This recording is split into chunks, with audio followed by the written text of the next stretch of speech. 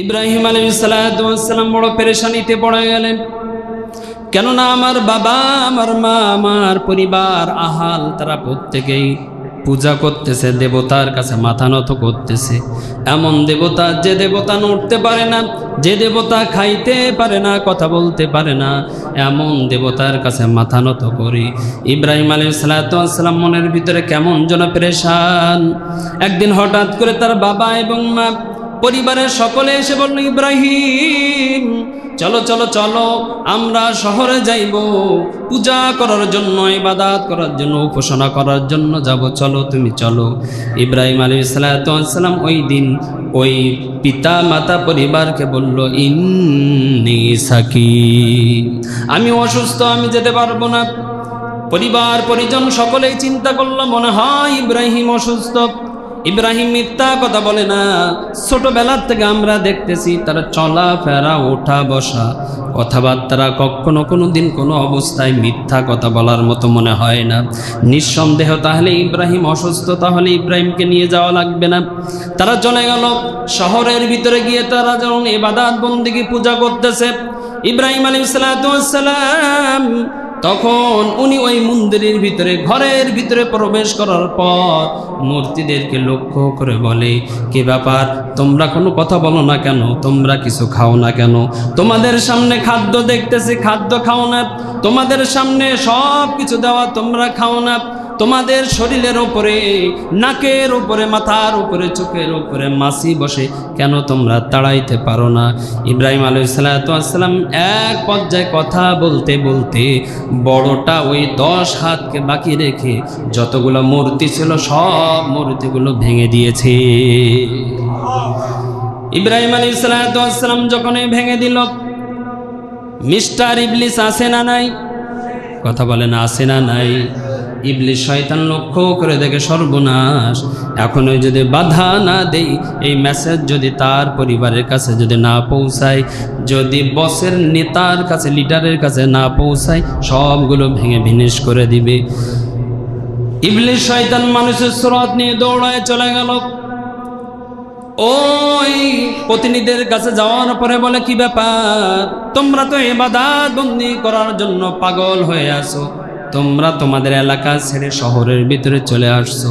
তোমরা কি জানো ওই দিকে তোমাদের প্রতিমা, তোমাদের দেবতা, তোমাদের যে প্রভু, তাকে কে যেন ভেঙে গড়িয়ে দিয়েছে? সকলেই পাগলের মতো হয়ে গিয়েছে, দৌড়ায় চলে আসলো। আসার পর লক্ষ্য করে দেখে সকল মূর্তিগুলো ভাঙা, শুধুমাত্র বড় যে মূর্তি 10 হাত, তার গলার ভিতরে কোড়ালটা হলো ঝুলিয়ে রাখা। তারা পাগলের মতো হয়ে গিয়েছে, কে ভাঙলো, কে ভাঙলো, কার এত স্পর্ধা এবং সাহস? প্রত্যেকেই খোঁজ করতে করতে একজন হঠাৎ করে বলল, এতদিন পর্যন্ত আমাদের কাছে ইব্রাহিম নামে যে যুবক, ওই যুবক আমাদের কাছে প্রশ্ন করত, তোমরা এমন কাউকে ইবাদত বন্দি করো, গোলামি করো, যে খায় না, নড়ে না, কথাবার্তা বলে না। সুতরাং আমার কাছে মনে হয় ইব্রাহিমের কাছে গেলে আসল আসামি খুঁজে পাওয়া যাবে। সকলেই চলে গেল। ইব্রাহিম আলাইহিস সালামকে আনা হলো। ইব্রাহিম আলাইহিস সালামকে বলল, ইব্রাহিম, তোমার কাছে আমি জিজ্ঞাসা করতে চাই, কারণ এবার নমরুদ জিজ্ঞাসা করি, ইব্রাহিম তোমার কাছে ভালোভাবে জিজ্ঞাসা করতে চাই, তুমি একটু বলতে পারবা কিনা আমাদের এই প্রভু প্রতিমাদের গুলোকে কে ভাঙছে, কে এইগুলো তাদের সাথে বেয়াদবি করেছে? ইব্রাহিম আলাইহিস সালাম ওই সময় সুন্দর একটা কথা বললেন। আল্লাহ রাব্বুল আলামিন এই কথাটি নোট করে রাখলেন। ইব্রাহিম আলাইহিস সালাম বললেন, ক্বালা বাল ফাআলাহু কাবীরুহুম হাযা ফাসআলুহুম ইন কানু ইয়ান্তিকুন। ইব্রাহিম আলাইহিস সালাম বললেন, আমার কাছে কেন জিজ্ঞাসা করতেছ? আমার কাছে তো মনে হয় যার গলার ভিতরে কুড়াল, সে তো অন্য মূর্তিদের থেকে অনেক বড় এবং হাতও অনেকগুলা বেশি। আমার কাছে মনে হয় তাদের ভিতরে, আপোষের ভিতরে মারামারি ঝগড়া লাগার কারণে এই বড় নেতা, লিডার সকলকে হত্যা করে ফেলেছে। আল্লাহু আকবার বলেন না?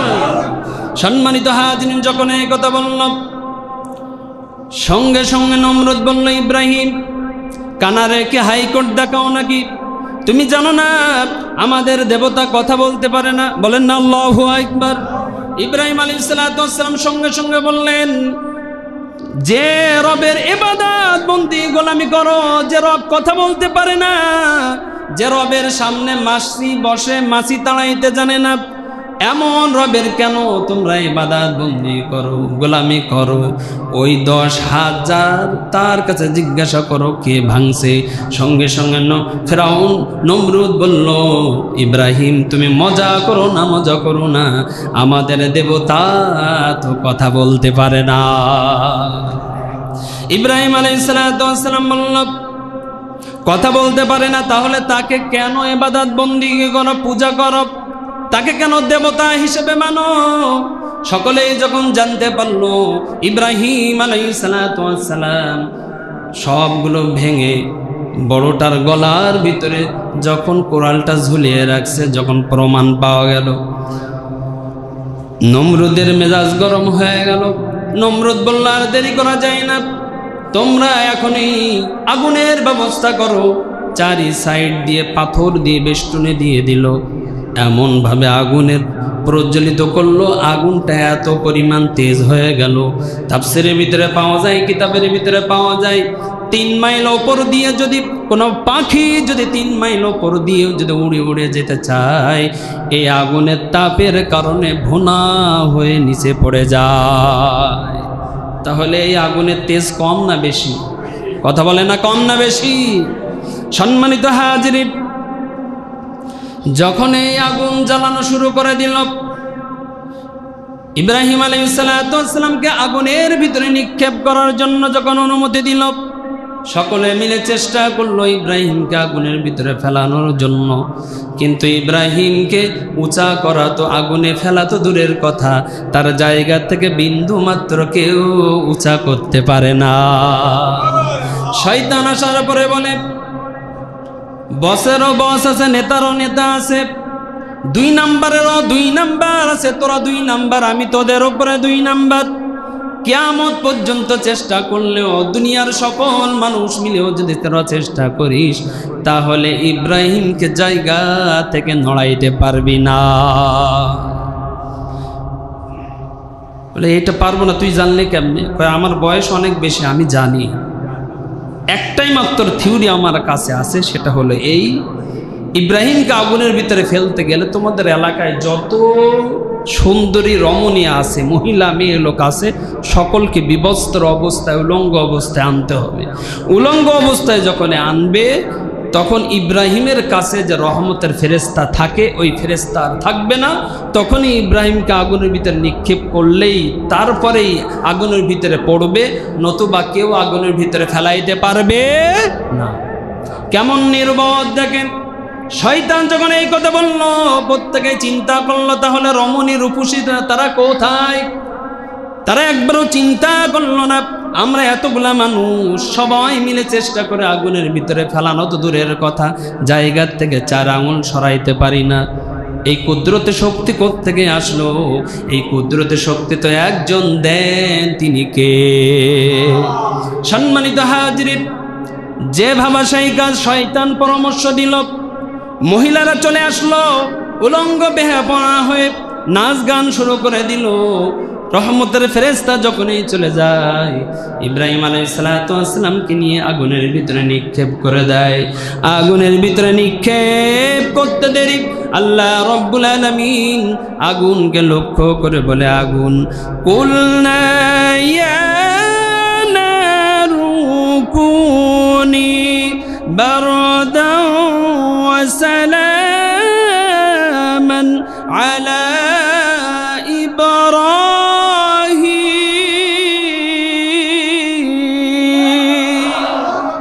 যখনই আগুনের ভিতরে নিক্ষেপ করল, আল্লাহ রব্বুল আলামিন আগুনকে ডাক দিয়ে বলে, আগুন, তোর ভিতরে কে গেছে তুই কি জানিস নাকি? তুই কে জানিস? আমার খলিল ঢুকছে তোর ভিতরে। আমি তোকে আদেশ দিলাম, আমার খলিলের জন্য একটা পশম যেন না পড়ে। এটা জবান খুলে বলেন না আল্লাহু আকবার। সম্মানিত হাজিরিন, কিতাবের ভিতরে পাওয়া যায়, তাফসীরের ভিতরে পাওয়া যায়, তাফসীরে মাযহারের ভিতরে আল্লামা কাজী সানাউল্লাহ পানিপতি রহিমাহুল্লাহ তিনি বলেন, ইব্রাহিম আলাইহিস সালাতু ওয়াস সালামকে যখন আগুনের ভিতরে নিক্ষেপ করলো নমরুদের দল, নিক্ষেপ করার পর দূর থেকে লক্ষ্য করে দেখি আগুনের ভিতরে জ্বলা পড়া তো দূরের কথা, চিল্লা চিল্লি করা তো দূরের কথা, দূর থেকে দেখা যায় ইব্রাহিম বসে বসে কেমন যেন অদৃশ্য খানা খাইতে আছে। নমরুদ মনে মনে চিন্তা করে, কি ব্যাপার, মনে হয় এ আগুনের তেজ নাই, এ আগুনের তেজ নাই। আল্লাহ রাব্বুল আলামিন কুদরতভাবে আগুনের জবান খুলে দিয়েছে।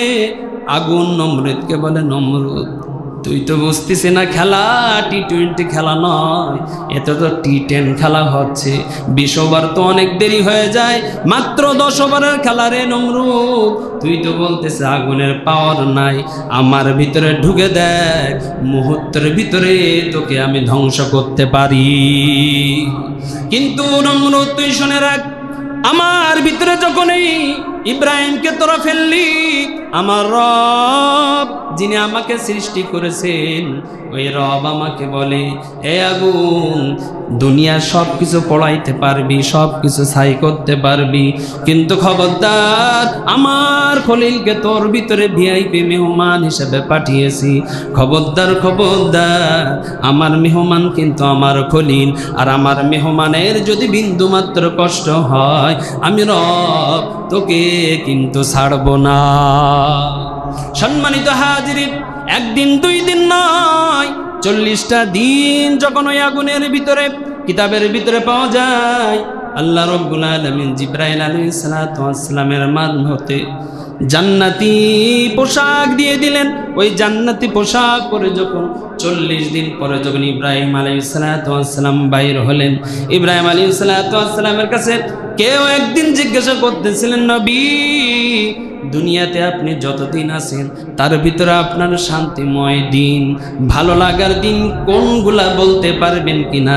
ইব্রাহিম আলাইহিস সালাতু ওয়াস সালাম বললেন, দেখো দেখো দেখো, দুনিয়ার বুকে যখন আছি, দুনিয়ার ভিতরে যত সময় আছি, কিছু না কিছু ঝামেলা হয়েছে, কিছু না কিছু কষ্ট, কিছু না কিছু কোনো রকম সমস্যা হয়েছে, কিন্তু বিশ্বাস করো যেদিন থেকে রব আমি যখন ওই জুলুমের জালেমের শিকার হয়ে আগুনের ভিতরে যখনই পড়লাম, এই 40টা দিন আমি এমন শান্তিতে ছিলাম, আমার কাছে মনে হয়েছিল এটা দুনিয়া নয়, আমার কাছে মনে হয়েছিল জান্নাতি বাগান।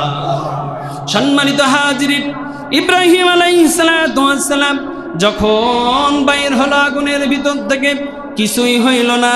প্রত্যেকেই যখন লক্ষ্য করে দেখে ইব্রাহিম আলাইহিস সালাতু ওয়াস সালামের শরীরের ভিতরে কিছুই হই নাই, কেউ ইব্রাহিমের রবের উপর ঈমান আনি নাই। ইব্রাহিম আলাইহিস সালাতু ওয়াস সালামের মনটা বড় খারাপ হয়ে গেল। জ্বলন্ত প্রমাণ তোমরা দেখলে, আমি এমন রবের ইবাদত বন্দি করি, আমি এমন এক রবের গোলামি করি যে রবের ইবাদত বন্দি গোলামি করলে আগুন পর্যন্ত বান্দার কথা শুনতে রাজি হয়ে যায় কি যায় না? যায় কি যায় না? সম্মানিত হাজিরিন, এই জন্য কিতাবের ভিতরে পাওয়া যায়, আদ-দুনিয়া খুলিকাত লাকুম ওয়া আনতুম খুলিকতুম লিল আখিরা, দুনিয়াতে সকল মাখলুকদেরকে সৃষ্টি করা হয়েছে আমাদেরকে খেদমত করার জন্য, সেবা করার জন্য, আর একমাত্র রব আমাদেরকে সৃষ্টি করেছেন তার ইবাদতের জন্য। কার কার কথা বলে না, কার? সম্মানিত হাজিরিন, ইব্রাহিম আলাইহিস সালাতু ওয়াস সালামের মনটা বড় খারাপ। 40টা দিন, একদিন 2 দিন নয়, 40টা দিন আগুনের ভিতর থেকে বাইর হলাম, কোনো ক্ষয়ক্ষতি হলো না, এইটা দেখেও কেউ ঈমান আনলো না। সুতরাং এই জালিমের জায়গায় আমি আর থাকতে চাই না, আমি চলে যাব, চলে যাব, এই জালিমের জায়গায় আমি আর থাকবো না। ইব্রাহিম আলাইহিস সালাতু ওয়াস সালাম ওই দিন একটা কথা বলছিলেন, বিসমিল্লাহির রহমানির রহিম, ওয়াকালা ইন্নী যাহিবুন ইলা রাব্বি সায়াহদিন। ইব্রাহিম আলাইহিস সালাতু ওয়াস সালাম রওনা হয়ে গেলেন। থাকবো না আমার বাবা, আমার মা, আমার পরিবার, আত্মীয় স্বজন, বন্ধু বান্ধবের কাছে আর থাকবো না। কেননা তারা এত স্বচ্ছ প্রমাণ দেখার পরেও রবের উপরে যখন ঈমান আনি নাই, রবের উপরে যখন বিশ্বাস আনি নাই, তাহলে এই জায়গায় আর থাকবো না। আমি এখনই রওনা দিয়ে দিলাম। ইব্রাহিম আলাইহিস সালাতু ওয়াস সালাম রওনা দিলেন আর বললেন, আমি যে রওনা দিচ্ছি, ক্বালা ইন্নী যাহিবুন ইলা রাব্বি সায়াহদিন। এই যে আমি রওনা দিলাম, আমার পথ, আমার গন্তব্য আমার রব দেখিয়ে দিবে। সম্মানিত হাজিরিন, অনেক লম্বা কথা, মূল উদ্দেশ্য হলো এইটা। ইব্রাহিম আলাইহিস সালাতু ওয়াস সালাম তার বিবিকে নিয়ে যখন রওনা হলেন, রওনা হয়ে যখন এই সিরিয়ায় যখন ওখানে বসবাস শুরু করে দিলেন, ইব্রাহিম আলাইহিস সালাতু ওয়াস সালামের সন্তান নাই। আর যে পরিবারের ভিতরে সন্তান থাকে না, আপনারা লক্ষ্য করে দেখবেন ওই পরিবারের ভিতরে হাসি কান্না আর নাই। ছোট্ট বাচ্চা যদি থাকে কত আনন্দ করে, কত খুশি করে। স্বয়ং নবীজি সাল্লাল্লাহু আলাইহি ওয়াসাল্লাম ছোট্ট ছোট্ট মানুষদেরকে বড় ভালোবাসতেন, বড় মহাব্বত করতেন। আর আমাদের সমাজে ছোট্ট মানুষ দেখলে যদি ভুল করে, সঙ্গে সঙ্গে তার উপরে টর্চারের মতো কেমন যেন আগ্রাসন ভূমিকা নিয়ে চলে যায়, মার দেওয়ার জন্য চলে যায়। কিন্তু হাদিসের ভিতরে পাওয়া যায়, নবীজি বলেন, কোন ছোট্ট মানুষ, আল্লাহর ছোট্ট গোলাম যদি কোনো ভুল করে ফেলে, ছোট্ট বাচ্চা যদি ভুল করে ফেলে, ওই সময় তাকে তুমি প্রহার করো না, ওই সময় তুমি তাকে বাজে কথা বলো না, ওই সময় তুমি তাকে কোনো ভয় ভীতি দেখিও না, বরঞ্চ তাকে সুন্দর করে বুঝিয়ে, হাত বুলিয়ে পরে তুমি তাকে সুন্দর করে বুঝিয়ে দাও। কেননা ওই ছোট্ট বাচ্চার মেধা দিমাগ তো তোমার মতো নয়। এই জন্য নবীজি ছোট্ট ছোট্ট বাচ্চাদেরকে বড় মহাব্বত করে।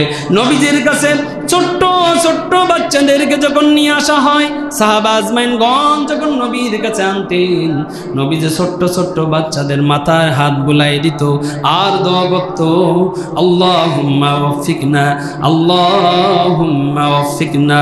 নবীজি এইভাবে দোয়া করে দিত আর বলতো, তোমার ভিতরে রব যেন ইলমের, দ্বীনের, ইসলামের নিগূঢ় রহস্য রব যেন তোমার জন্য দান করে দেয়, মেধা যেন খুলে দেয়, ইসলামের জন্য রব যেন তোমাকে কবুল করে নেয়। নবীজি এইভাবে দোয়া করতেন। নবীজি সাহাবা আজমাইনদেরকে নিয়ে বসা, হাসান হুসাইন দুইজন আসার পরে বলো, নানু যান, আপনার সাথে আমরা দুই ভাই একটু সময় দিতে চাই। বলেন না সুবহানাল্লাহ। ইসরে নানা কত মহাব্বতের, দাদা কত মহাব্বতের। নানার কাছে গিয়ে বলল, ওগো নানা, আমাদের তো ঘোড়া নাই, আমরা এখনই একটা ঘোড়া নিতে চাই। নবীজি সাহাবা আজমাইনদেরকে তাকায় ইশারা করলো, এখন আর কোনো কথা বলা যাবে না। কেননা এখন যদি আমি তাদের সাথে সময় না দেই, তাহলে তারা জিদ করবে, তারা রাগারাগি করবে, হয়তো বা কান্নাকাটি করবে, মনে ব্যথা লাগতে পারে। নবীজি বলল, ঠিক আছে, কোনো অসুবিধা নাই, তোমাদের এখনই ঘোড়ার ব্যবস্থা হয়ে যাবে। নবীজি মুহূর্তের ভিতরে দুই হাত সামনে দিয়ে, পা পিছনে দিয়ে নবীজি ঘোড়ার আকৃতি নিয়ে হাসান এবং হুসাইনের সামনে দাঁড়িয়ে গিয়েছে।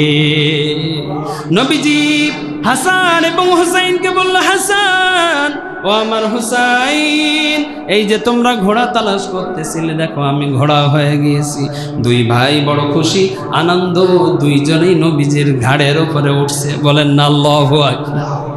দুইজনে যখন উপরে উঠলো, ওঠার পরে বলল, নানা যান, আমরা তো দেখছি ঘোড়ার লাগাম হয়, লাগাম ছাড়া তো ঘোড়া হয় না।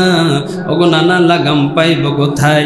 নবীজির মাথায় পাগড়ি ছিল, নবীজি পাগড়িটা খুলে দিয়ে মুখের ভিতরে পাগড়িটা দিয়ে দুই সাইড দুই ভাইয়ের কাছে দিয়ে দিল আর বলল, রে হাসান হুসাইন, এই নে তোদের জন্য ঘোড়ার লাগাম আমি দিয়ে দিলাম। সাহাবা আজমাইনগণ এই দৃশ্যটাকে, নবীজি ছোট্ট মানুষদেরকে আনন্দ দিচ্ছে। নবীজি যখন এই লাগাম দিয়ে দিল, এবার হুসাইন বলল, নানা যান, ঘোড়ার যে লাঠি থাকে, লাঠি ছাড়া তো ঘোড়া সামনে যায় না। বলবেন না আল্লাহু আকবার। কেমন মোহাব্বত করছেন, কেমন তার মেজাজটা কন্ট্রোল রেখে তাদের সাথে সময় দিচ্ছে। বলতেছিলাম যে বাড়িতে সন্তান থাকে না, ছোট্ট বাচ্চা থাকে না বা হয় না, তারা কিন্তু আসল মজা বুঝতে পারে না। পারে? সম্মানিত হাজিরিন, নবীজি একটা লাঠি দিলেন। ওই লাঠি দেওয়ার পর হাসান এবং হোসাইন নবীজির গায়ে ছোট্ট ছোট্ট করে বাড়িয়ে দেয় আর বলে, চলো চলো চলো, সামনে চলো। একজন সাহাবী বলে, হায় রে, কত দামি ঘোড়া, এত দামি ঘোড়া আমি জীবনে দেখি নাই। নবীজি সঙ্গে সঙ্গে বলল, দেখো দেখো দেখো, তোমার কথা হয় নাই, তুমি একটু লক্ষ্য করে দেখো, ঘোড়া কিন্তু দামি হয় না, বরঞ্চ ঘোড়ার উপরে যে সোয়ার থাকে ওই সোয়ারি ঘোড়ার যে সবচেয়ে দামি। সম্মানিত হাজিরিন, যে কথা বলতেছিলাম, ইব্রাহিম আলাইহিস সালাতু ওয়াস সালাম আল্লাহ রাব্বুল আলামিনকে বললেন, আল্লাহ, আমার এই বয়সে কোনো সন্তান নাই, আমার যে বয়স হয়ে গিয়েছে, অনেক রেওয়ায়েত পাওয়া যায়, কেউ বলে 120 বছর বয়স, কেউ 120-এর বেশি বয়স। আমরা ধরে নিলাম 120 বছর বয়স ইব্রাহিম আলাইহিস সালাতু ওয়াস সালামের।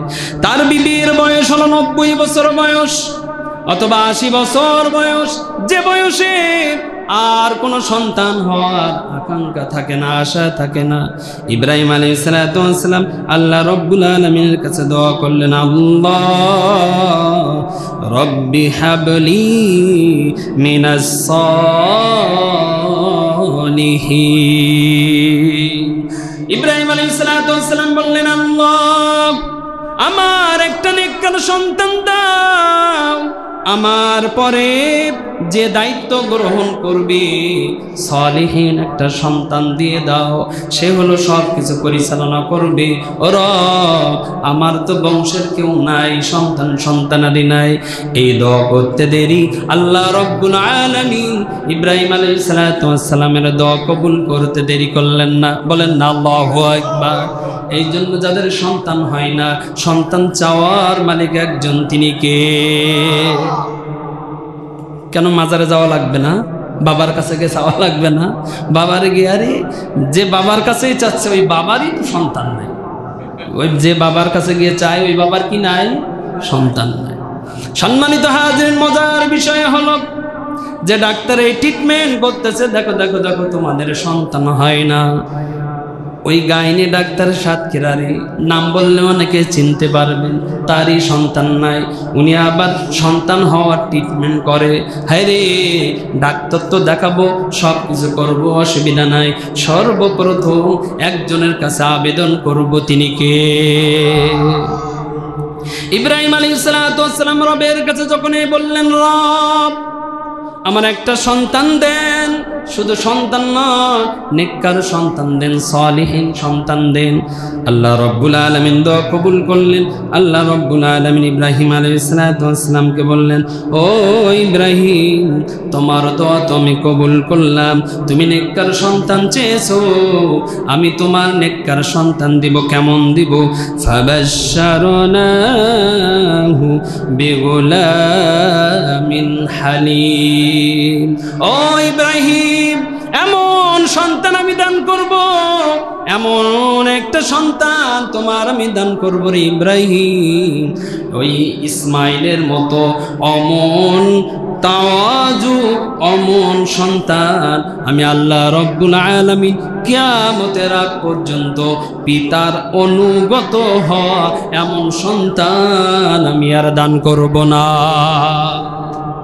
পিতার অনুগত হওয়া, অনুগামী হওয়া এমন সন্তান আমি দান করব ইব্রাহিম, তুমি কোনো চিন্তা করো না। সম্মানিত হাজিরিন, আল্লাহ রব্বুল আলামিন ইব্রাহিম আলাইহিস সালাতু ওয়াস সালামের সন্তান দিলেন, নাম রাখলেন ইসমাইল। আল্লাহ রব্বুল আলামিন লক্ষ্য করে দেখে আমার খলিলের সন্তান হওয়ার কারণে ওই দিকে একটু ঝুঁকে ঝুঁকে গিয়েছে। আল্লাহ রব্বুল আলামিন বললেন, ওগো আমার খলিল, তোমার ভিতরে একটু দুর্বলতা আমি দেখতে পাই। আমি অর্ডার দিলাম, আদেশ দিলাম, তোমার বিবি এবং তোমার সন্তান ইসমাইলকে দুইজনকে নিয়ে এক জায়গায় রেখে আসতে হবে বনবাস। ও খলিল, যাও যাও, যাওয়ার রাখা যাবে না। কেননা যখনই তুমি তোমার বিবি এবং সন্তানের কাছে যাও, আমি তোমার বন্ধু, তোমার স্মরণের থেকে আমি সরে যাই। এই জন্য আমি তোমার কাছে একটা বিষয় জানতে চাই। তুমি যদি আমাকে ভালোবেসে থাকো, তুমি যদি আমাকে বেশি মহাব্বত করে থাকো, তাহলে তোমার ওই কলিজার টুকরা সন্তান এবং বিবিকে দূরে রাখতে হবে। ইব্রাহিম আলাইহিস সালাম তার বিবিকে নিলেন আর বললেন, চলো। আর কোনো কথা নাই, কোনো কথা বলল না। দুধের বাচ্চা ইসমাইলকে নিয়ে চলে গেল। ওই সিরিয়াতে রওনা দিয়ে চলে আসলো মক্কা মুকাররমা বাইতুল্লাহর ওখানে। ওই চত্বরে ইব্রাহিম আলাইহিস সালাম তার বিবিকে রাখলেন। বিবিকে রেখে যখনই চলে আসতেছেন, পিছন থেকে স্ত্রী বলে, স্বামী আমার, আপনি আল্লাহর নবী, আপনার কাছে আমি কোনো প্রশ্ন করব না। রব এতদিন আমাদের কোনো সন্তান দেই নাই, একটা সন্তান দিল তো দিল, কিন্তু আপনি এ কেমন পরীক্ষায় ফেলতেছেন আমাদেরকে এই মরুভূমির ভিতরে রেখে যাচ্ছেন। ডাইনে বামে সামনে পিছনে কোনো কিছু নাই, খাওয়ার কোনো মাধ্যম নাই, কোনো মানুষ নাই, জনহীন একটা জায়গা মরুর প্রান্তরে রেখে যান। ও স্বামী, আপনার কাছে আমি একটু জানতে চাই, এটা আপনার নাকি রবের ইশারা? এইটা যদি আপনি আমাকে বলেন, তাহলে আমি একটু মনের ভিতরে তৃপ্তি পাই। ইব্রাহিম আলাইহিস সালাম পিছনে ফিরলেন না, শাহাদাত আঙ্গুল আসমানের দিকে তাকিয়ে ইশারা যখনই করলেন, বিবি বুঝতে পারলেন, ইসমাইল আলাইহিস সালামের মা বুঝতে পারলেন, এটার কারণ নয়, এটা একমাত্র কেবলমাত্র শুধুমাত্র যার ইশারা তিনি কে? ইব্রাহিম আলাইহিস সালামের স্ত্রী মনে মনে চিন্তা করলেন, রব যখনই চেয়েছেন, তাহলে এই মরুর প্রান্তরে রব আমাদের দেখভাল করবেন, কোনো চিন্তা নাই। রব যদি আমাদের জন্য হয়ে যায়, তাহলে আর কিসের চিন্তা? আস্তে আস্তে ইসমাইল আলাইহিস সালাম বড় হয়ে গেল।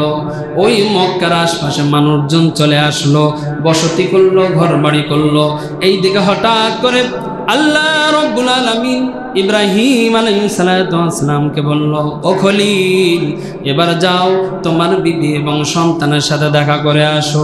এখন তোমাকে অনুমতি দিলাম, শুধু দেখা নয়, একসাথে থাকা, একসাথে চলাফেরা করো, পিতা এবং সন্তানের ভিতরে মহব্বত তৈরি করো, অনুমতি দিয়ে দিলাম। কেননা আগে পরীক্ষা নিলাম, পরীক্ষার ভিতরে তুমি গোল্ডেন A+ পেয়েছো, সুতরাং তুমি চলে যাও।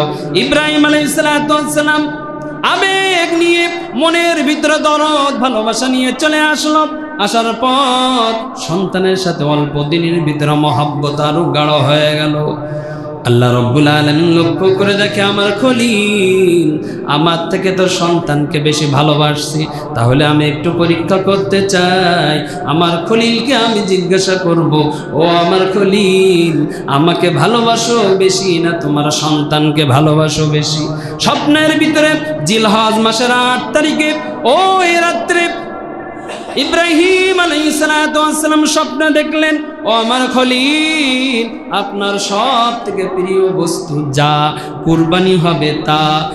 ইব্রাহিম আলাইহিস সালাম কুরবানি করলেন। তারপরেও আবার স্বপ্ন দেখলেন, ও খলিল, কুরবানি তো হই নাই, আমি যেটা চাই ওইটা তো হই নাই। 9 তারিখে আবারই কুরবানি দিলেন, আবারই স্বপ্ন দেখলেন। ইব্রাহিম আলাইহিস সালামের বুঝতে আর বাকি থাকলো না, হায় রে, আমার কাছে সব থেকে তো প্রিয় বস্তু আমার এখন সন্তান। আমার রব আমার সন্তানের কুরবানি চাই, আমি কেন আমার রবকে খুশি করব না? আমি এখনই আমার সন্তানকে কুরবানি করতে চাই। সম্মানিত হাজির, 10ই জিলহজ ইব্রাহিম আলাইহিস সালাম বিবির কাছে এসে বলে, বিবি আমার, সন্তানের কাপড় চোপড় পরিয়ে দাও, ওই যে পাহাড়ি এলাকা দেখতেছো, লাকড়ি আনবো।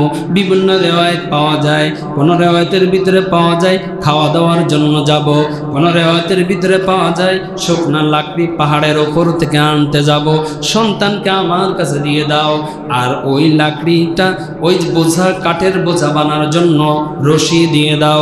এইদিকে ইব্রাহিম আলাইহিস সালাম গোপনে গোপনে ছুরি তরবারি নিয়ে, ধারালো অস্ত্র নিয়ে সন্তানকে নিয়ে রওনা হয়ে গেল। বিবি জানে না যে স্বামী তার সন্তানকে নিয়ে যাচ্ছে কুরবানি করার জন্য।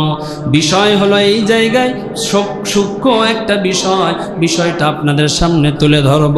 যখনই নিয়ে যায়, কিন্তু জানে না আমার কলিজার টুকরাকে আজকে কুরবানি করবে আমার স্বামী। যাইতে যাইতে এই দিকে শয়তান লক্ষ্য করে দেখে, আজকে যদি ইব্রাহিমের পরিবারের ভিতরে যদি আমি ধোঁকা না দিতে পারি, তাহলে আনেওয়ালা যত উম্মত আসবে, যত বান্দা বান্দি আসবে, ইব্রাহিম আলাইহিস সালামকে ধোঁকা না দেওয়ার কারণে কিয়ামত পর্যন্ত কোনো মুমিন মুত্তাকিনকে আমি ধোঁকা দিতে পারবো না। ইব্রাহিম আলাইহিস সালাম ইসমাইল আলাইহিস সালামকে নিয়ে রওনা হয়ে গেল। এইদিকে মানুষের সুরাত নিয়ে শয়তান এসে ইসমাইল আলাইহিস সালামের আম্মার কাছে এসে বলে, ওহে তুমি কি জানো তোমার সন্তানকে তোমার স্বামী কোথায় নিয়ে গিয়েছে? তুমি কি জানো? বিবি বলে, কেন? লাকড়ি নিয়ে আসার জন্য পাহাড়ি রাস্তা দিয়ে গিয়েছে। শয়তান বলতেছে, না, তোমার স্বামী তোমার সাথে মিথ্যা কথা বলছে। ইব্রাহিম আলাইহিস সালামের স্ত্রী বলে, নবী কোনোদিন মিথ্যা কথা বলতে পারে না, কেন তুমি মিথ্যা কথা বলো? শয়তান সঙ্গে সঙ্গে বলে, দেখো দেখো দেখো, মিথ্যা কথা নয়, আমি যেটা বলি সত্য বলতেছি। তোমার স্বামী তোমার কাছে মিথ্যা কথা বলছে। কেন? তুমি একজন মা, নিজের সন্তানকে হত্যার কথা যদি বলা হয় কোনো মা অনুমতি দিতে পারে না। তুমি কি জানো তোমাদের রব যিনি, তিনি অনুমতি দিয়েছেন তোমাদের সন্তানকে কুরবানি দেওয়ার জন্য। যখন এই কথা বলল, ইসমাইল আলাইহিস সালামের আম্মা জান আর বুঝতে বাকি নাই, সঙ্গে সঙ্গে বলল, আমার বোঝা হয়ে গিয়েছে, তুই হলো শয়তান। আমার রব যদি আমার সন্তান ইসমাইলের যদি কুরবানি চায়, একবার দুইবার কেন, আমার এই ইসমাইলের মতো 100 যদি সন্তান যদি আমার থাকতো, রবের সন্তুষ্টি করার জন্য 100 ইসমাইলকে আমি কুরবানি দিতে রাজি আছি। সম্মানিত হাজরিন, কেমন ঈমান একজন মহিলার ভিতরে, একজন মার ভিতরে কেমন ঈমান! কিন্তু আমাদের সমাজের ভিতরে কেমন? মা তো মা, এই মার বিশ্বাসও করা যায় না। স্বামী যদি প্রবাসে থাকে, এই দিকে আরেকজনের সাথে লাইন করে বিয়ে করে কি করে না? কথা বলে না কেন? করে। সব সম্পদ নিজের ভিতরে সব কিছু লিখে নিয়ে যায়। তার ভিতরে ধর্মীয় কোনো অনুভূতি নাই, তার ভিতরে আমানতদারির ভিতরে কোনো কিছুই নাই। এই দিকে চিন্তা করতেছে, আমার সন্তানকে আমার রব চেয়েছেন, এখানে আর কোনো কথা নয়, তুই সন্তান, তুই শয়তান, আমার থেকে দূর হয়ে যা। শয়তান মনে মনে চিন্তা করল, মাকে যখনই কাবু করতে পারলাম না, তাহলে এখন ওই ছোট্ট বাচ্চা ইসমাইলকে কাবু করার দরকার। শয়তান চলে গেল ইসমাইলের কাছে গিয়ে বলে, ইসমাইল তুমি কি জানো কোথায় যাও? ইসমাইল বলে, বাবার সাথে লাকড়ি জোগাড় করার জন্য, বাঁধার জন্য যায়। বলো, না না না, তোমার বাবার ওই পাত্রের ভিতরে ছুরি আছে, আর ওই যে দড়ি দেখতেছো, ওই দড়ি দিয়ে তোমাকে বাঁধা হবে, তোমার কিন্তু জবেহ করা হবে। ও ইসমাইল, যেও না যেও না যেও না, এখান থেকে পালিয়ে যাও।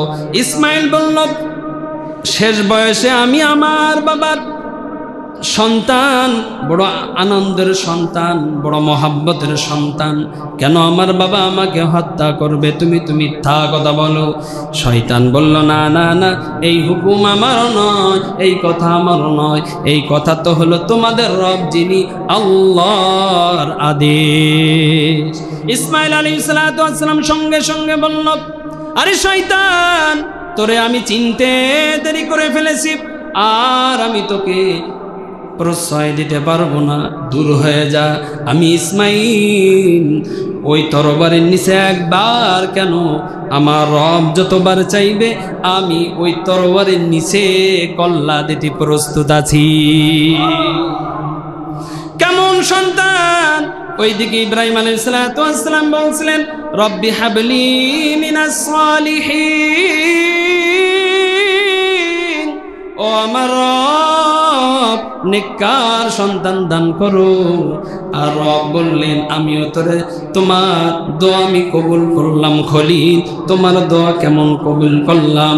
ফাবাশশারনাহু বিগুলামিন হালিম, এমন সন্তান আমি তোমার দান করেছি কিয়ামত পর্যন্ত ইসমাইলের মতো পিতা মাতার অনুগত এমন সন্তান আমি আর দান করব না। সম্মানিত হাজিরিন, শয়তান ওখান থেকে পালিয়ে গেল। শয়তান এবার ইব্রাহিম আলাইহিস সালামের কাছে গিয়ে সালাম দিয়ে বলে, ওগো আল্লাহর খলিল, ওগো নবী, আপনি যে রাত্রের ভিতরে স্বপ্ন দেখছেন, এই স্বপ্ন আপনার রবের পক্ষ থেকে নয়, কেননা আপনার রব আপনাকে বড় ভালোবাসে। প্রথমে দেখেন কত সুন্দর করে টোপ দেয়, আপনার রব আপনাকে বড় ভালোবাসে, যে কারণে আপনাকে খলিল বলা হয়। প্রতিটা পরীক্ষায় গোল্ডেন A+ পেয়েছেন, সুতরাং রব আপনাকে ভালোবাসে, আপনাকে কষ্ট আপনার রব আপনাকে দিবে না। সুতরাং আপনি রাতের ভিতরে কুরবানি দেওয়ার যে স্বপ্ন দেখছেন, এটা আপনার রবের পক্ষ থেকে নয়, আমার কাছে মনে হয় এটা শয়তান আপনাকে দেখিয়েছেন। সঙ্গে সঙ্গে ইব্রাহিম আলাইহিস সালাম বুঝতে পারলেন। ইব্রাহিম আলাইহিস সালাম ওই শয়তানকে বলল, শয়তান দূর হয়ে যা, যতই বাধা দিবি না কেন, যতই আমাকে ফুসলাস না কেন, আমাকে যতই প্রশংসা করিস না কেন, আমি আমার রবের আদেশ মান্য করতে কৃপণতা করব না। শয়তান ওখান থেকে চলে আসলো, রব কুদরতি ভাবে হেফাজত করল। ইব্রাহিম আলাইহিস সালাম একেবারে উপরে যখনই নিয়ে গেল, ইব্রাহিম আলাইহিস সালাম ইসমাইল আলাইহিস সালামকে ডাক দিয়ে বলে, ও বাবা, ও বেটা, এইদিকে আসো, তোমার সাথে একটু পার্সোনাল কথা আছে। তাফসীরের ভিতরে পাওয়া যায়, রব চেয়েছেন কুরবানি। ইব্রাহিম আলাইহিস সালাম তার সন্তানের কাছ থেকে কেন পরামর্শ চায়? সন্তানের কাছ থেকে পরামর্শ চাইতেছে এই জন্য ইব্রাহিম আলাইহিস সালাম একটু টেস্ট করে দেখে, আমি আমার রবের দিকে যেমন ভাবে ইবাদত বন্দেগি করি, মনোনিবেশ হই, আমি আমার রবকে যেমন ভালোবাসি, আমার সন্তান আমার রবকে ভালোবাসে কি বাসে না, এইটা পরীক্ষা করার জন্য ইব্রাহিম আলাইহিস সালাম ইসমাইল আলাইহিস সালামকে বলে, ও আমার বেটা, তুমি শুনে নাও, আমি তোমার সাথে একটু কথা বলতে চাই। রব্বি হাবলি মিনাস সালিহিন ফাবাশশারনাহু বিগুলামিন হালিম فلما بلغ معه السعي قال يا بني إني أرى في المنام أني أذبحك فانظر ماذا ترى। ইব্রাহিম আলাইহিস সালাম বললেন, ওগো বাবা, আমি তোমার কাছে একটা বিষয় জানতে চাই। রাতে আমি স্বপ্ন দেখলাম, আমার রব কুরবানি চেয়েছেন। কোন কুরবানি তুমি কি জানো? আমার রব বলেছেন, তোমার কাছে ও খলিল, তোমার কাছে সব থেকে প্রিয় বস্তু যেটা, তার কুরবানি আমি চাই। শোনো শোনো শোনো, আমার কাছে সব থেকে প্রিয় বস্তু হলো তুমি। সুতরাং আমি এখন আমার রবের হুকুমটা পালন করতে চাই। তুমি কি আমার এই হুকুম পালন করার ক্ষেত্রে সহযোগিতা করবা কিনা? ইসমাইল আলাইহিস সালাম সঙ্গে সঙ্গে তার বাবাকে বলল, বাবা, ইন্নী আযবাহুকা ফানজুর মাযা তারা। ও বাবা, টেনশন করবেন না, চিন্তা করবেন না, আপনার রব আপনাকে স্বপ্ন দেখিয়েছেন। সুতরাং আপনার এই কাজ করার ক্ষেত্রে আমি ইসমাইল আপনার কাজ সহযোগিতা করার জন্য আমি সন্তান প্রস্তুত আছি। সম্মানিত হাজিরিন, কেমন দৃশ্য ওই সময়! বাবা সন্তানকে বলতেছে, বাবা, তোমার কিন্তু এখনই কুরবানি দেওয়া হবে। রব চাইতেছেন আর যদি এই ডিজিটাল আপডেট যুগের সন্তান যদি হতো, আর এই প্রিন্স মামুনের মতো যদি হতো, মনে মনে চিন্তা করতো বাপের জায়গায় থাক, রবের হুকুমের জায়গায় থাক। আমার তো এখনো লাইলা আছে, আমি এখনো মৃত্যুবরণ করতে চাই না, ওই ছুরির নিচে গলা দিতে আমি চাই না। ও বাপেরও প্রয়োজন নাই, ওই রবের হুকুমেরও প্রয়োজন নাই। বর্তমান সময় সন্তানের নামে শয়তানরা বাপকে লাথি মেরে পালাইতে দেরি করতো না। সামান্য জমি জায়গার ব্যাপারে বাপরে জবাই করতেছে, মারে জবাই করতেছে, ভাই বোনকে, বোন ভাইকে। এই ঝামেলা আছে না নাই? কথা বলেন, আছে না নাই? সম্মানিত হাজিরিন, কিন্তু ইসমাইল ওই জায়গা থেকে দৌড়াই নাই। ইসমাইল বলল, বাবা চিন্তা করো না, টেনশন করো না, ফানজুর মাজা তার, যা দেখছো তাই করো, কোনো অসুবিধা নাই। ক্বালা ইয়া আবাতি ফাআল মা তু'মার সাতাজিদুনি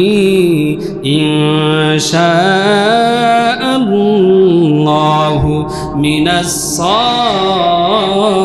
সাবিরিন। একটু জবান খুলে বলেন না আল্লাহু আকবার। ইসমাইল আলাইহিস সালাম বললেন, বাবা আমার ভিতরে কোনো রকম চিটারি বাটপারি 2 নাম্বারই পাবেন না।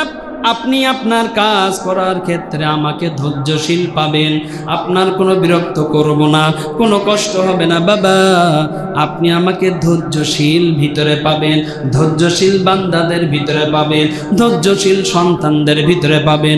ও বাবা আপনি আপনার কাজ সম্পন্ন করেন, কিন্তু বাবা আমি সন্তান, আপনার কাছে আমার কিছু আকুতি এবং মিনতি আছে। বাবা আপনি যে ছুরিটা নিয়েছেন, ওই অস্ত্র ছুরিটা একটু ধার দিয়ে নেবেন, যেন আমার জবে করার সময় আমি যেন লাফালাফি না করি, আমি যেন আমার হাত পা যেন বেশি নড়াচড়া না করি। কেননা হাত পা নড়াচড়া করার ক্ষেত্রে, হাত পা হোক নড়াচড়া করার ক্ষেত্রে যদি আপনার শরীর লেগে যায়, আমি সন্তান কিয়ামতের ময়দানে জবাবদিহিতা দিতে পারবো না। সম্মানিত হাজিরিন, ইব্রাহিম আলাইহিস সালাম ইসমাইল আলাইহিস সালামকে যখন সহায় দিলেন, জমিনের সকল মাখলুক, সকল আসমানের ফেরেশতারা তারা প্রত্যেকে দেখতেছে। আল্লাহ রাব্বুল আলামিনকে বলে, আল্লাহ আপনি আপনার খলিলকে পরীক্ষা নিবেন তো নিবেন, এ কেমন পরীক্ষা রব? অগরব বাবার হাতে ছুরি, ওই ছুরির নিচে সন্তান, যেমন তেমন সন্তান নয়। 120 বছর পরে সন্তান দিলা, আবার ওই সন্তানটা আবার তুমি ছিনায় নিচ্ছ। ও রব এই পরীক্ষা তুমি বন্ধ করো। ইব্রাহিম আলাইহিস সালাম ছুরি নিলেন, ছুরি নিয়ে যখন এই গলার ভিতরে বিসমিল্লাহি আল্লাহু আকবার বলে যখন চাপ দিবে, আল্লাহ রাব্বুল আলামিন জিবরাইলকে বললেন, জিবরাইল আর করো না দেরি, যাও তুমি তাড়াতাড়ি জান্নাত থেকে একটা পাত নিয়ে যাও রে জিবরাইল, তামার একটা পাত নিয়ে যাও আর আমার ইসমাইলের গলার ভিতরে ফিট করে দাও। সম্মানিত হাজিরিন, জিবরাইল আলাইহিস সালাম দ্রুত আসলেন, গলার ভিতরে ফিট করে দিলেন। ইব্রাহিম আলাইহিস সালাম পোজ দেয়, কিন্তু কাটে না। এইদিকে আল্লাহ রাব্বুল আলামিন ছুরি বলল, খবরদার আমার ইসমাইলের চামড়া তো দূরের কথা, একটা পশম যেন তোর দ্বারা যেন না কাটা যায়। সম্মানিত হাজিরিন, ইব্রাহিম আলাইহিস সালাম তাকিয়ে দেখি সন্তানের জায়গায় ছুরি ধার আছে, কিন্তু পোষ হয় না, কাটে না। ইসমাইল আলাইহিস সালাম বলল, বাবা আমি তোমার পরামর্শ দেই, তুমি যখন আমার চেহারার দিকে তাকিয়ে পোজ দিচ্ছ, তোমার শরীরের ভিতরে শক্তিটা কমে যাচ্ছে। ও বাবা তুমি তোমার ওই চোখের ভিতরে কাপড়টা বেঁধে নাও, আমারও চোখের ভিতরে কাপড়টা বেঁধে দাও, হাতও বাঁধো, পাও বাঁধো। ও বাবা এই চিৎ করে না, ভুট করে আমাকে শোয়ায় দাও, তাহলে দেখবে আর কোনো অসুবিধা নাই, কোনো অসুবিধা নাই। ইব্রাহিম আলাইহিস সালাম রবের কাছে শুকরিয়া আদায় করে, আল্লাহ যেমন সন্তান চেয়েছিলাম তার থেকে তো তুমি ব্র্যান্ডের সন্তান দিয়ে দিয়েছো। আজ তোমার ইবাদত বন্দি করার ক্ষেত্রে আমার সন্তান আমার সাথে সহযোগিতা করে। ও রব, এমন সন্তান তুমি আমাকে দিলে, আবার এমন সন্তানকে কেনই বা তুমি আমার কাছ থেকে ছিনাই নিচ্ছ রব? মনের ভিতরে এমন চিন্তা, কিন্তু রবের কথা তো মানতে হবে। ইব্রাহিম আলাইহিস সালাম তাই করলেন। এবার যখন পোজ দিবে, আল্লাহ রব্বুল আলামিন জিবরাইলকে বলল, রে জিবরাইল, আর করো না দেরি, যাও তুমি তাড়াতাড়ি জান্নাত থেকে দুম্বা নিয়ে যাও। জিবরাইল, জান্নাত থেকে চলে যাও, আমি আমার খলিলের কাছে, আমি আমার খলিলের সন্তান চাই নাই, আমি একমাত্র দেখতে চাই আমার খলিলের অন্তরের ভিতরের পশুটা কেমন, অন্তরের ভিতরে নিয়তটা কেমন। সে আমার খলিল, সে আমাকে বেশি মহব্বত করে নাকি আমার ওই খলিলের সন্তান ইসমাইলকে বেশি পছন্দ করে? ও জিব্রাইল, আমার তো সব বোঝা শেষ হয়ে গিয়েছে, আমার খলিল পরীক্ষায় উত্তীর্ণ হয়ে গিয়েছে, তাড়াতাড়ি দুম্বা নিয়ে যাও। জিব্রাইল আলাইহিস সালাম জান্নাত থেকে দুম্বা নিয়ে আসলেন।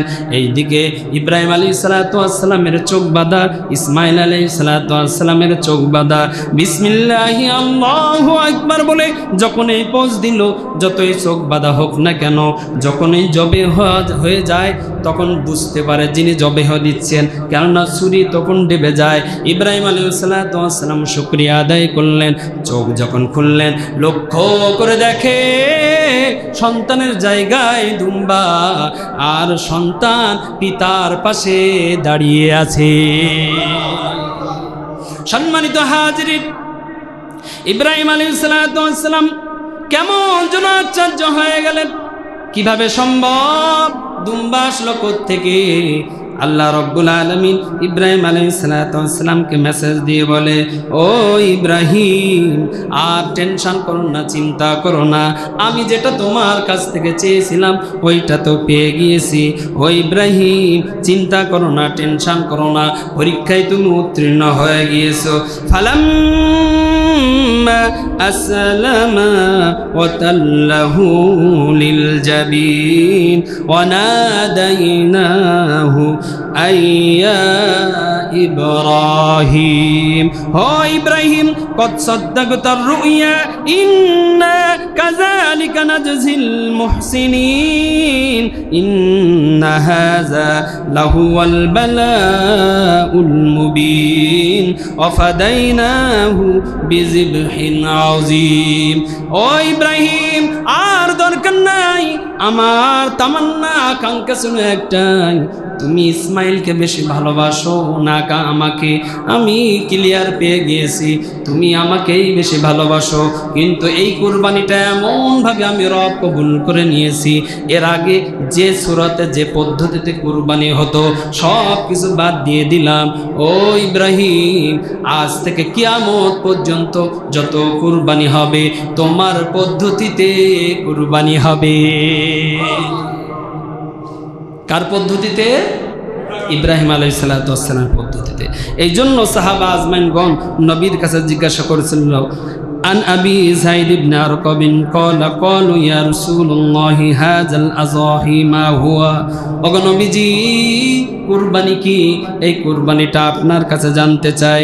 নবীজি বলেন, ক্বালা সুন্নাতু আবিকুম ইব্রাহিম আলাইহিস সালাতু ওয়াস সালাম। এই কুরবানিটা হলো তোমাদের নবী ইব্রাহিম আলাইহিস সালাতু ওয়াস সালামের সুন্নাত। ক্বালু ফামা লানা মিনহু ইয়া রাসূলুল্লাহ, এই কুরবানি দিলে আমাদের লাভ কি, ফজিলত কি? বুঝলাম ইব্রাহিম আলাইহিস সালামের সুন্নাত। নবীজি বলেন, ক্বালা বিকুল্লি শাআরাতিন হাসানা, প্রত্যেকটা পশমের বিনিময়ে আল্লাহ রব্বুল আলামিন একটা সওয়াব দান করে দেয়। একটা পশুর গায়ে যে পশম আছে, পশম কম না বেশি? কথা বলেন না, কম না বেশি? সাহাবা আজমাইন বললেন, ক্বালু আস-সাউফ, ওগো নবীজি কিছু প্রাণী আছে যাদের পশম না লোম হয়, যেমন ভেড়া। ওগো নবীজি ওই পশমের ওই লোমের বিনিময়ে কি হবে?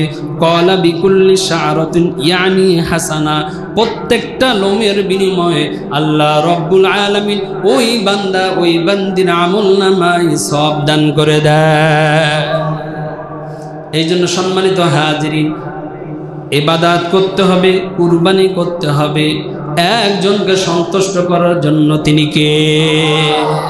এর ভিতরে কোনো রকম ভেজাল করা যাবে না। লা ইয়ানালুল্লাহু লুহুমুহা ওয়ালা দিমাউহা ওয়ালাকিন ইয়ানালুহু তাকওয়া মিনকুম। রব সুন্দর গরু দেখবে না, ওই 3 কোটি 2.5 কোটি টাকার গরু দেখবে না। এখন একটা জিনিস আপনাদের একটু বলি, যদিও সময় যাচ্ছে একটু কথা বলি, সেটা হলো এই বর্তমান সোশ্যাল মিডিয়াতে এই সমস্ত অ্যাড দেওয়ার কারণে আমাদের ভিতরে একটা বড় নিয়ামত হাতছাড়া হচ্ছে। সেটা হলো এই, আমাদের মনের ভিতরে যে তাকওয়া ছিল যে আমি আমার মালের কোরবানি দিচ্ছি, সময়ের কোরবানি দিচ্ছি, কিন্তু এইটারে কনভার্ট করে এমন হয়ে গেছে ভাইরাল গরু কিনতে হবে। আর ভাইরাল গরু যদি কিনি তাহলে প্রত্যেকে বলবে হ্যাঁ অমুকে ভাইরাল গরু কিনছে। তখন মানুষের দেখানো লৌকিকতার ভিতরে ঢুকে যাচ্ছে। তখন যখনই লৌকিকতার ভিতরে ঢুকে যাচ্ছে, বিশ্বাস করেন কুরবানির যে উদ্দেশ্য তার থেকে ফহুত হয়ে যাচ্ছে। শয়তান নেক্সট সূরাতে আপনার আমার একটা কি বলে কুরবানিটা নষ্ট করার জন্য এই পন্থাটা অবলম্বন করছে। এই জন্য আমাদের প্রত্যেকের ভিতরে এই চিন্তা, এই চেতনা, এই আকাঙ্ক্ষা থাকবে আমার গরু ছোট হোক বড় হোক, কি রঙের হোক, কত টাকা হোক, এটা দেখার বিষয় নয়। কে দেখলো কে দেখলো না, কে বাহবা দিল কে দিল না, এটাও দেখার বিষয় নয়। একমাত্র কেবলমাত্র আমি সন্তুষ্ট একজনকে করব, তিনি কে? জোরে বলেন তিনি কে? এই জন্য লা ইয়ানালুল্লাহু লুহুমুহা ওয়ালা দিমাউহা ওয়ালাকিন ইয়ানালুহু তাকওয়া মিনকুম। রব তো তাকওয়াটা দেখে। সুতরাং ওই ভাইরালের পিছনে ছোটাছুটি যদি করি তাহলে দুনিয়াও শেষ, আখিরাতও শেষ। এই জন্য সম্মানিত হাজিরিন, আমরা এই যে কুরবানিটা করব, আমাদের মালেরও কুরবানি হচ্ছে, সম্পদেরও কুরবানি হচ্ছে। ইব্রাহিম আলাইহিস সালাতু ওয়াস সালাম তার সন্তানকে কুরবানি করতে চেয়েছেন, আর রব বলতেছেন ও ইব্রাহিম তোমার সন্তানকে আমি কুরবানি করতে চাই নাই, আমি দেখতে চেয়েছি যে আমার মহব্বত বেশি না তোমার সন্তানের মহব্বত বেশি। আমার বোঝা হয়ে গিয়েছে ইব্রাহিম, আর চিন্তা করো না, তোমার সন্তান তোমার কাছেই থাকবে। কিন্তু আমি রব জান্নাতি দুম্বা দিয়ে কুরবানির সিস্টেমটা চালু করে দিয়েছি। সুবহানাল্লাহ। তাফসীরে মাযহারের ভিতরে আজকেই মোতালা করে পাইলাম এই যে দুম্বাটা যেটা কুরবানি হলো, এই দুম্বাটা কোন দুম্বা জানেন? যে আদম আলাইহিস সালাতু ওয়াস সালাম যে 2টা সন্তান হাবিল এবং কাবিল, এই যে হাবিল এবং কাবিল যে কুরবানি দিয়েছিল, কাবিল সে হলো শস্য রাখছিল, আর হাবিল সে হলো পশু রাখছিল, দুম্বা রাখছিল। আল্লাহ তাআলা হাবিলের দুম্বাটা কবুল করেছিল, কুরবানিটা কবুল করেছিল। রব ওই পশুটাকে কুদরতিভাবে জিবরাইলের মাধ্যমে ইসমাইলের জায়গায় নিয়ে এসে ইসমাইলকে দাঁড় করিয়ে রেখে আল্লাহ তাআলা ওই হাবিলের ওই হালালকৃত প্রাণীটাই আল্লাহ তাআলা কুরবানি হিসাবে কবুল করে নিয়েছে। সুবহানাল্লাহ। এই জন্য আমাদের যে কুরবানি, আমরা যার কুরবানি নিয়ত করছি, আমরা কুরবানি করব, কুরবানি নিয়ত একটাই থাকবে, রবকে কি করার জন্য? জোরে বলেন না, কি করার জন্য? সন্তুষ্ট করার জন্য। সম্মানিত হাজিরিন, 9 তারিখ অর্থাৎ রবিবার ফজরের নামাজের পরেই তাকবীর পড়তে হবে, আয়ামে তাশরিক। আয়ামে তাশরিকটা একটু আমার সাথে একটু পড়ি। আল্লাহু আকবার, আল্লাহু আকবার, লা ইলাহা ইল্লাল্লাহু, আল্লাহু আকবার, আল্লাহু আকবার, ওয়ালিল্লাহিল হামদ। এটা একবার পড়া ওয়াজিব। একবার পড়া কি? যারা বলে 3 বার পড়া সুন্নাত, ফাও কথা, মিথ্যা কথা বলা, কোনো যুক্তি নাই, কোনো হাদিস নাই, দলিল নাই। একবার জোরে পড়বে পুরুষ, এটা ওয়াজিব। মহিলারাও একবার পড়বে, সেটা আস্তে, এটা পড়া ওয়াজিব।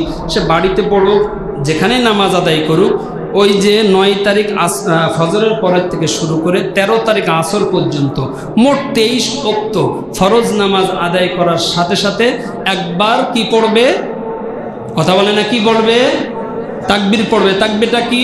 আল্লাহু আকবার, আল্লাহু আকবার, লা ইলাহা ইল্লাল্লাহু, আল্লাহু আকবার, আল্লাহু আকবার, ওয়ালিল্লাহিল হামদ। এটা আমরা আমল করব ইনশাআল্লাহ। বাড়িতে মা বোনদেরকে জানিয়ে দিব যে রবিবার ফজর থেকে শুরু হবে, আর 13 তারিখ কি বার পড়ে? 13 তারিখ কি বার? মঙ্গলবার। সোম, মঙ্গল, বুধ, বৃহস্পতিবার আসরের নামাজ সহ এই মোট 23 ওয়াক্ত। কয় ওয়াক্ত হবে? 23 ওয়াক্ত। একবার পড়া কি? কথা বলেন, একবার পড়া কি ওয়াজিব? অবশ্যই একবার জোরে পড়ব, এমন জোরে না যে যারা নামাজ পাই নাই, 1 রাকাত পাই নাই, 2 রাকাত পাই নাই, তার নামাজ নষ্ট হয়ে যায়, এমন যেন না হয়। এমন আওয়াজ, যে আওয়াজটা আমার কানে পৌঁছায়, পাশের মানুষ যেন শুনতে পায়। তার মনে নাই, সেই জন্য আমার পড়ার দ্বারা সেও পড়তে পারে। একটা জিনিস খেয়াল করবেন, ইমাম সাহেবের ভুল হতেই পারে, ইমাম সাহেবের মনে নাই, আপনি বললেন তাই ইমাম সাহেব বলল, এবার বাইরে গিয়ে বললেন ওরে বাবা ও তো দুনিয়া নিয়ে ব্যস্ত, তাকবীর পড়তেই ওর মনে নাই, এমন খবরদার বলবেন না। মানুষের ভুল হতেই পারে, হওয়াই স্বাভাবিক, হওয়াই স্বাভাবিক, এইটা ধরে নেন হবেই। কিন্তু আপনার যদি মনে আসে, আপনি সঙ্গে সঙ্গে একটু পড়লেন আল্লাহু আকবার, আল্লাহু আকবার, লা ইলাহা ইল্লাল্লাহু, আল্লাহু আকবার, আল্লাহু আকবার, ওয়ালিল্লাহিল হামদ। আল্লাহ তাআলা আপনাকে আমাকে সকলকে বেশি বেশি করে এই তাকবীর যখন সময় আসবে, তালবিয়া তো পড়বই, বেশি বেশি করে তাকবীর পড়ব, বেশি বেশি করে আমরা খেয়াল